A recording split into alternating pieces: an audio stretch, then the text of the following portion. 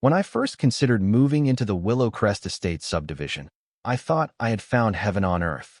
The cul-de-sacs were lined with stately oak trees, the sidewalks were unblemished by age, and every home seemed impeccably maintained. Daisies and tulips bloomed in flower beds, and neighbors waved politely when I came to tour an open house. Everything about Willow Crest suggested a tranquil, family-friendly environment, just right for me, my wife, and our two Labrador retrievers, Odin and Sage. As the chief of the local police K-9 unit, I often worked odd hours, so a quiet, supportive neighborhood was exactly what I needed. We fell in love with a modest two-story house on a street called Maple Hollow Lane, complete with a large backyard and a short drive to the city's biggest dog park. Little did I know that behind the immaculate lawns and pastel shutters lurked a sinister presence. The Willow Crest Homeowners Association, HOA, had been commandeered by a middle-aged woman named Patricia Halliday, but everyone, sometimes quietly, sometimes brazenly, called her Karen behind her back. She was rumored to be pushy, arrogant, and insufferably intrusive, always insisting that her rules and judgments mattered more than anyone else's perspective. At first glance, she appeared unremarkable, neatly trimmed brunette bob, pressed khaki trousers, and a cardigan that reminded me of librarians or kindergarten teachers. But her eyes flickered with a fierce determination that made me uneasy the moment I met her. And once I officially moved in, I discovered that her power over the neighborhood was more pervasive and more dangerous than I ever imagined. This is the story of how Karen's toxic obsession with protecting property values escalated to horrifying extremes, endangering not just human neighbors, but the beloved pets of Willow Crest Estates. And it's a story of how she made a fatal mistake when she assumed I was just another homeowner who would cower before her. Because I wasn't just any neighbor. I was the head of the city's K-9 police division, and I was about to wage a battle for justice that would shake Willow Crest to its roots.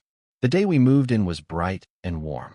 A few of our new neighbors greeted us on the sidewalk with cookies and friendly conversation. My wife, Sarah, was thrilled to see how many people in Willow Crest owned dogs. It was a neighborhood brimming with families, retirees, and folks who seemed genuinely happy to live there. Not long after the moving truck pulled away, though, a sharp knock echoed from the front door. I opened it to find a smiling woman with that crisp bob, wearing an HOA-branded polo shirt. She carried a clipboard and wore an expression that hovered somewhere between polite courtesy and fierce authority. "Good afternoon," she said. "I'm Patricia Halliday, but everyone calls me Karen. I'm the vice president of our Willow Crest Estates Homeowners Association." She offered a tight smile.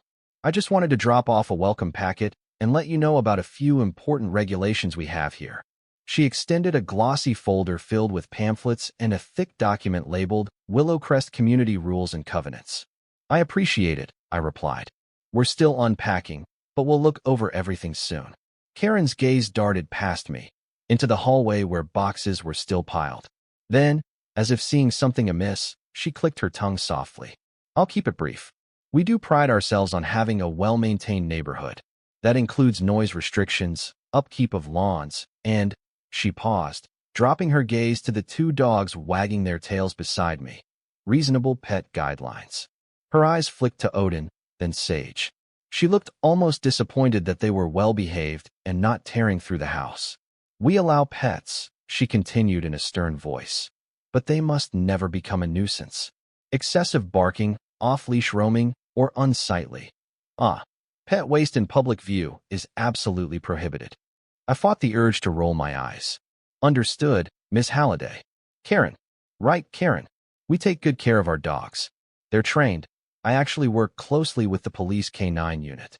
I didn't elaborate that I was the chief of that unit. Something about her demeanor made me want to keep that detail to myself for the moment. Her expression tightened. "Of course. I just wanted to make sure we start off on the right foot." With a last pointed glance at my dogs, she spun around and walked briskly back down the front path. My wife overheard the conversation from the living room and frowned. "Friendly, huh?" she joked. I nodded, slipping the folder onto the kitchen counter. "Something about her rubs me the wrong way.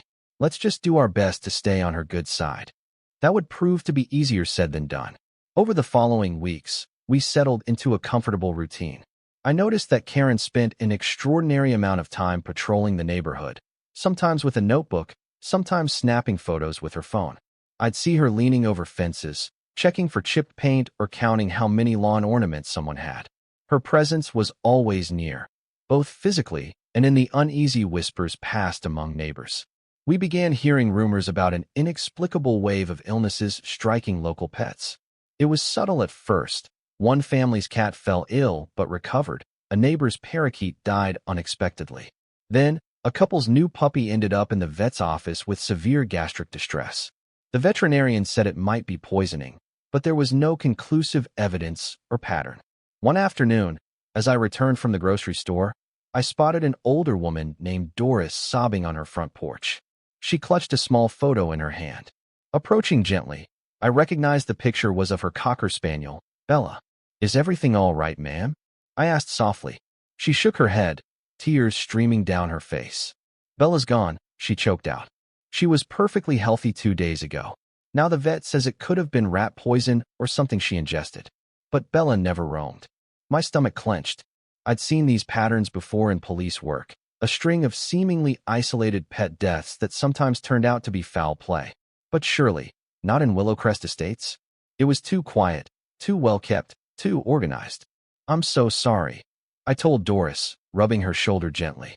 "Did you report it to anyone?" She let out a hollow laugh. "Who do I tell? Karen?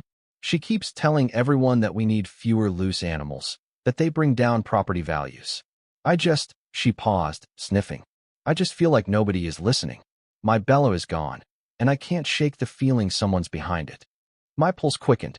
"I'm with the police," I said, carefully not disclosing my full role. "I'd like to help. Do you mind if I ask a few more questions?" Doris nodded sadly, and we talked for nearly half an hour. Bella had rarely left the yard. Doris was meticulous about leashing and supervising her. No suspicious strangers had been spotted, nor had Bella rummaged through trash or anything else that might lead to accidental poisoning. It was deeply suspicious. That evening, I mentioned Bella's death to Sarah. She looked horrified. "What kind of person would do something like that?" she asked, hugging Odin and Sage protectively. "That's the question," I muttered. "I'll keep my eyes open. For now, let's make sure we don't let Odin and Sage out unsupervised." Even as I said it, a chill slid down my spine. Willowcrest Estates suddenly felt much less idyllic. Despite the unsettling incidents, life carried on. Still, the tension among the neighbors was palpable. An unspoken fear settled over us. Would the next beloved family pet mysteriously fall ill? Meanwhile, Karen busied herself with announcing new rules and pushing for enforcement campaigns. She called a special HOA meeting one evening in the community center, which was a small, single-story building near the subdivision's main entrance. I attended, curious to see if Karen would address the recent pet deaths. Around 50 neighbors showed up, the largest turnout in months. Karen stood behind a podium, flanked by 2 other HOA board members who looked distinctly uncomfortable but said nothing.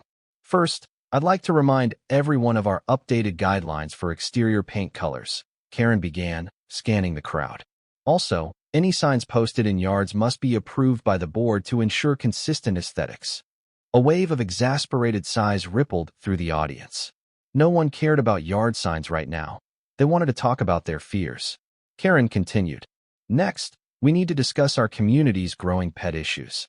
Several residents have complained of unsightly pet waste, loud barking at night, and occasionally unleashed dogs wandering around. We cannot tolerate disregard for neighborhood standards." Someone from the back spoke up. "But what about the animals getting sick or dying, Karen?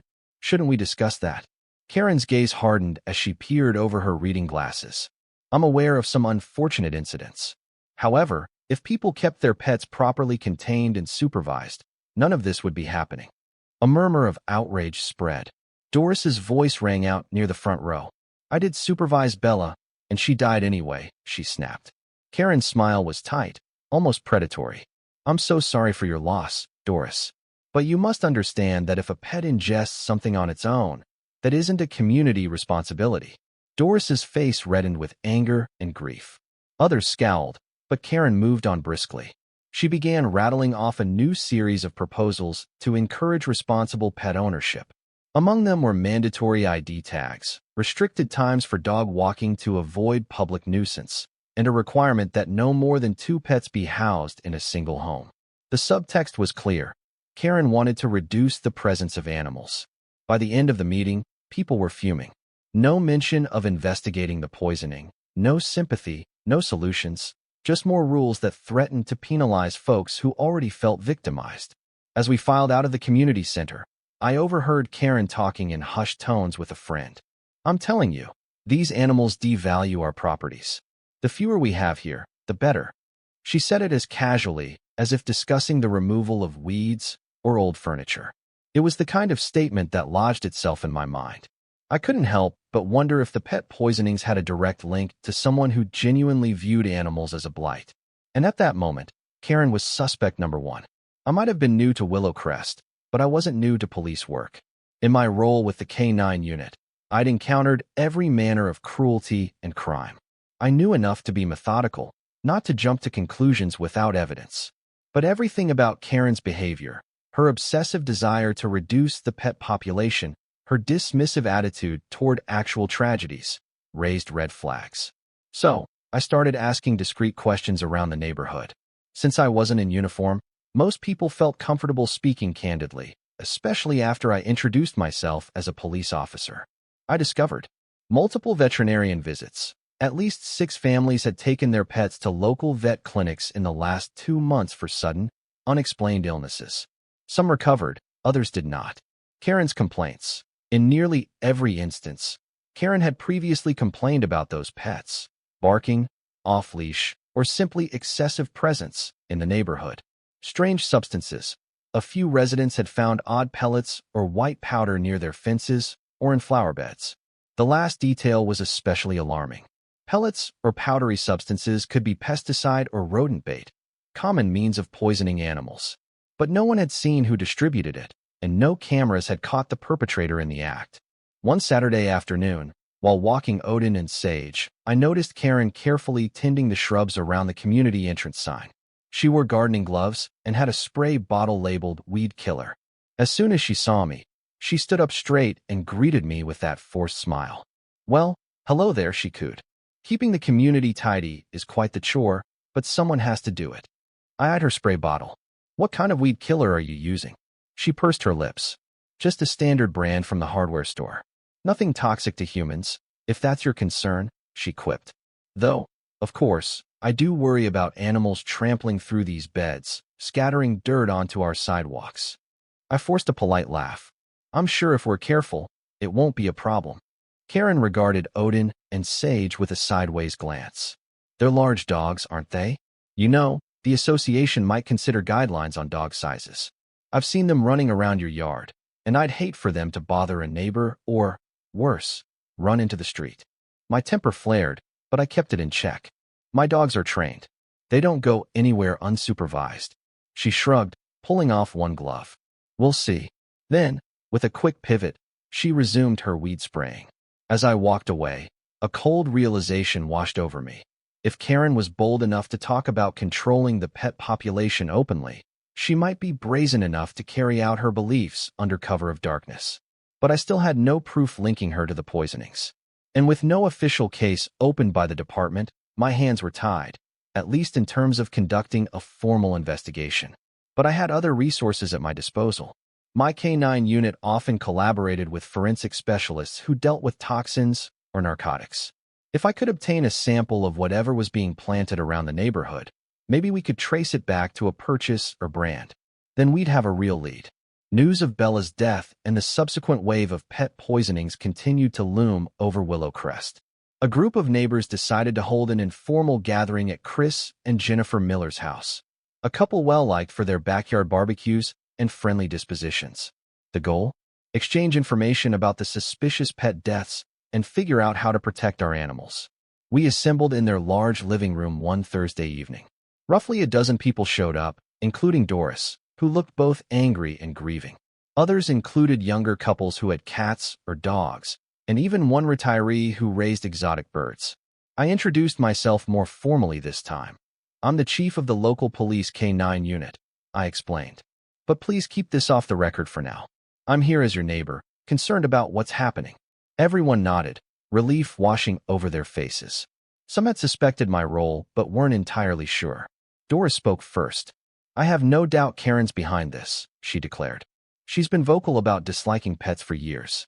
Whenever a new dog arrives, she's the first to complain about barking or damage to common areas.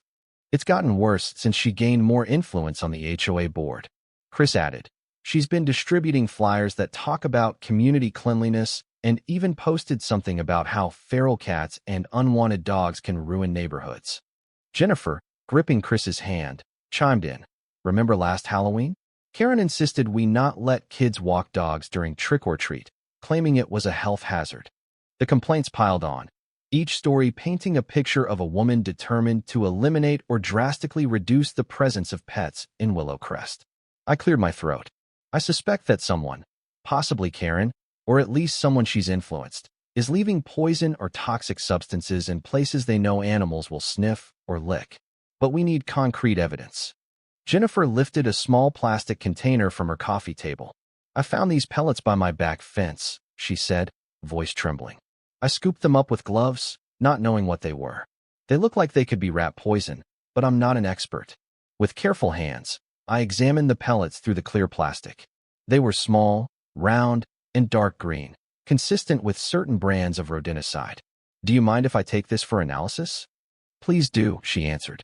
I looked around the room. If anyone else finds suspicious substances, let me know. I'll see if my contacts in forensics can identify them. Meanwhile, keep your pets supervised and your yards well lit at night. If we can catch someone in the act or find a camera that sees them, that would be best. Doris raised her chin, eyes blazing. You can count on me. I'll set up a camera in my front window. I'm not letting Bella's death go unanswered. One by one, the neighbors pledged to keep an eye out. The meeting ended on a somber note, but also with a renewed sense of determination. We might be dealing with a malicious, cunning individual, but we weren't powerless. A few days later, I managed to slip the suspicious pellets to a friend in the forensics lab. After some testing, the results were unequivocal. The substance was a potent rodenticide containing brodifacoum, known to cause internal bleeding in animals that ingest it.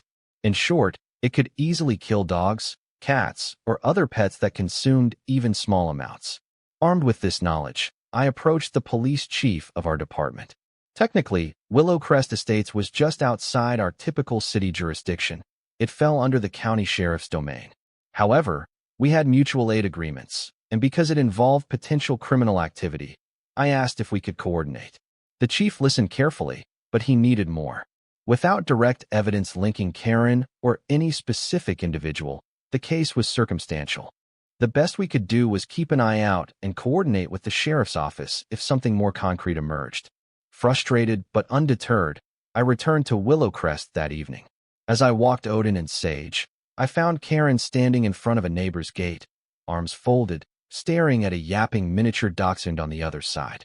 I've told Mr. Perkins time and again, she said to me, as though continuing a conversation we weren't having, that if he can't control that dog's barking, the HOA will take action. I forced a neutral tone.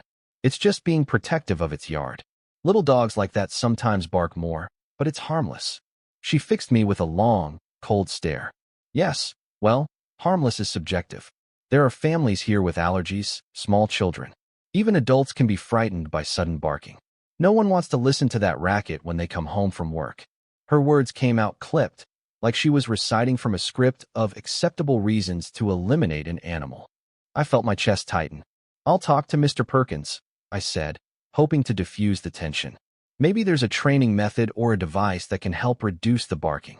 Karen seemed uninterested in solutions, only in absolute removal. She lifted her chin. We'll see about that.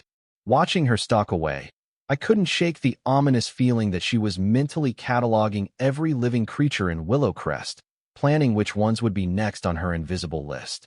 The suspicious pellets from Jennifer's yard gave us a tangible clue, so we organized a small stakeout. Doris installed her motion-activated camera facing the street, while Chris and Jennifer set one up overlooking their backyard. I decided to position a discreet camera in my own front yard, pointing toward the sidewalk, hoping it might catch someone approaching properties late at night. In my canine work, I'd done plenty of overnight surveillance. This, however, was personal. I couldn't stand the thought of Odin or Sage innocently chomping on something lethal. So I took shifts, sitting in my darkened living room, peering through the window from time to time, ready to sprint outside if I saw suspicious activity. 3 nights passed uneventfully, but on the 4th night, something happened around 2 a.m. The gentle hum of the neighborhood's streetlights and the hush of sleeping homes set an eerie mood. Then, a figure appeared at the edge of my camera's view, someone wearing dark clothing, moving quickly along the sidewalk. They paused at the property line between my house and Doris's. It was too dark to see their face clearly, but the shape of the silhouette suggested a woman of medium build. Heart pounding, I carefully pulled on shoes and slipped outside, leaving Odin and Sage secured inside. I didn't want to risk them confronting a stranger in the dark. As I approached the sidewalk, the figure turned, spotted me, and bolted. By the time I got to the corner, they had disappeared into the night. Frustrated, I reviewed the footage. The camera had caught only a partial angle and no clear facial features. However, the figure seemed to crouch near Doris's front hedges before taking off. I woke Doris, and we checked her yard together. No sign of anything unusual.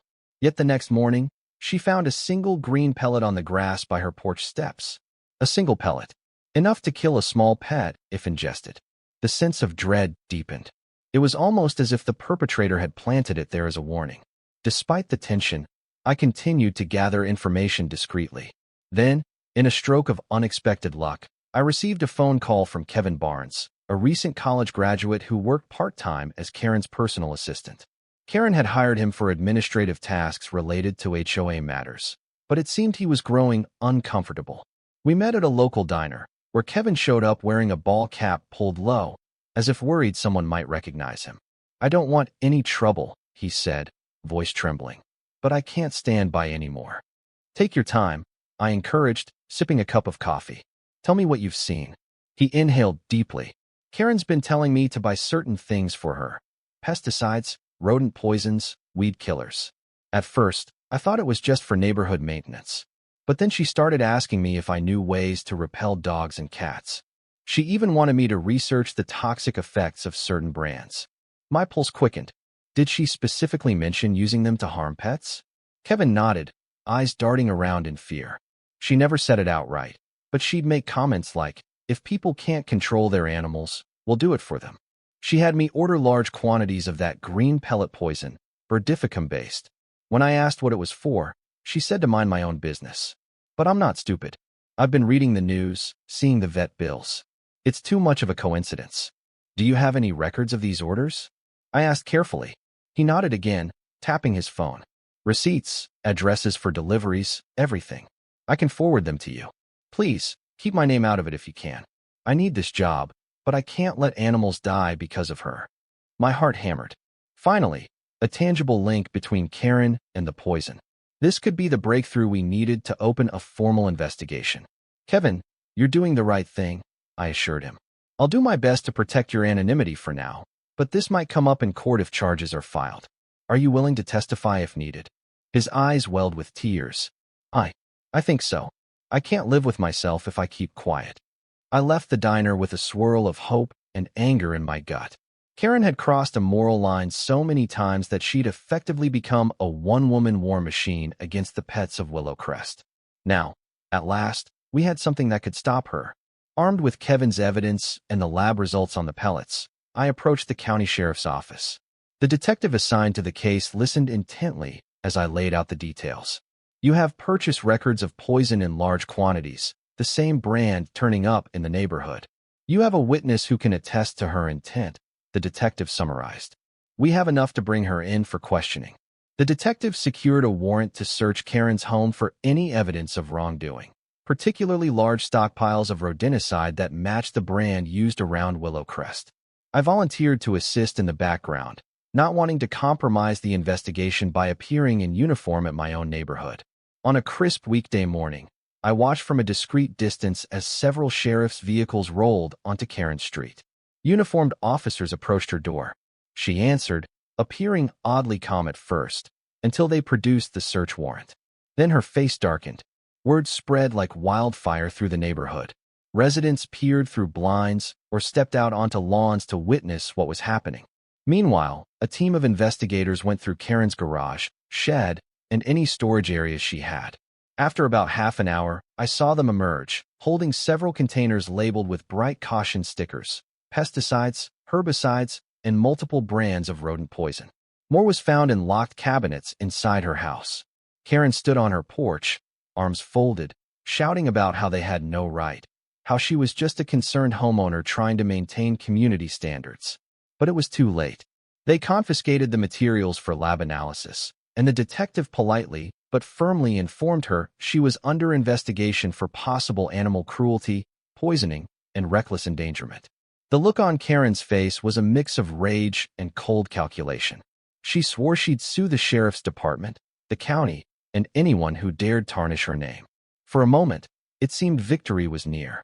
The poison had been found in Karen's possession, and she was now on the sheriff's radar.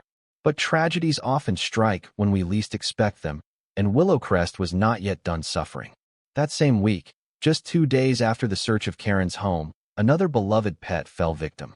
Mr. Perkins's dachshund, yes, the very dog Karen had complained about, was found frothing at the mouth in his backyard.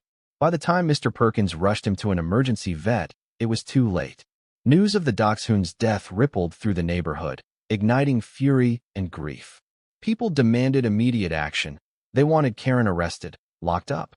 And while the sheriff's department could keep her under surveillance, they still needed conclusive proof linking her to that specific incident. She'd posted bail on a preliminary charge relating to suspected animal abuse and was awaiting her hearing, free to roam Willowcrest as usual. Now the pressure was on. If Karen was continuing her poisoning spree, she was either unbelievably bold or certain she'd avoid consequences.